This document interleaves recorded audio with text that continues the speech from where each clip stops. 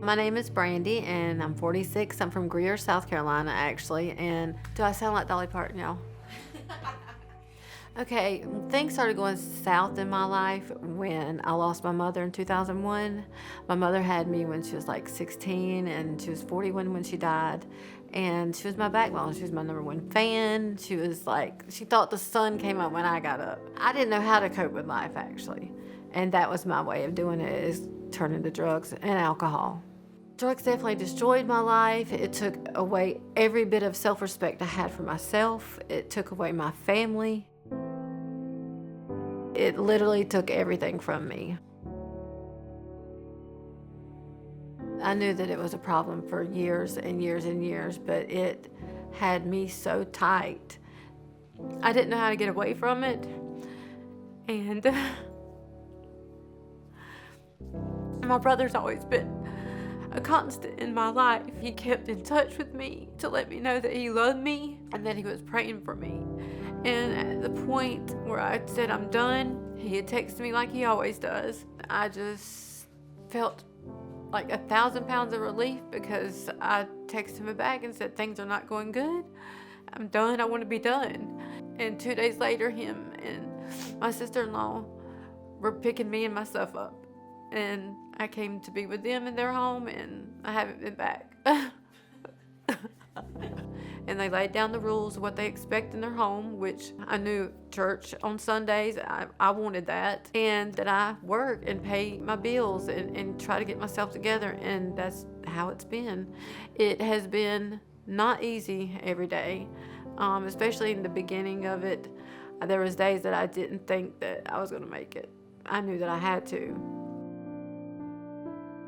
The first time I walked into church, it was July the 7th, and Perry was preaching. The message was so touching, and I felt like it spoke to me so much. I literally came home and asked my brother, I was like, brother, did you tell the preacher I was coming today?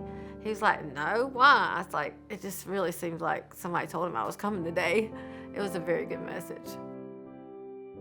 I started going to Celebrate Recovery after my first church service, and I'll go in the door and I'm like, this is scary, but immediately the worship comes in, we start singing, and I feel the presence of God, because I cannot stop crying and just being so grateful that I'm able to stand there and alive to stand there and just be with these people.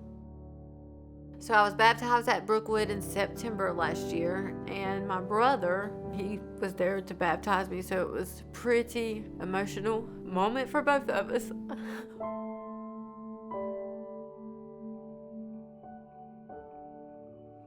And that was me just saying, God, I give it to you. I'm done. I cannot absolutely do this at all by myself. Brookwood is a big church, but to me it feels like a small family, because everyone there is just so welcoming. I'm volunteering with Celebrate Recovery. I did some volunteer work for Winter Wonderland, and I will be in the baby room soon. Sorry, parents. I'm not that bad. I'm just saying. I mean, because I feel like if I say that, they're going to be like, oh, my baby's not going to the baby room with that drug addict. Just in my 7 months of recovery, I have a driver's license that I haven't had in 13 years. I did it in like 6 months. I graduated from a program, the Upstate Fatherhood Coalition. They help you get back in your child's life, and that's happening for me. I'm able to hold a job and to take a drug test and pass it. Not even be afraid to take it.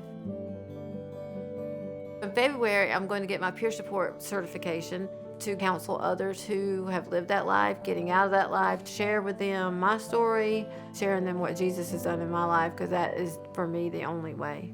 And I hope that they can see that too.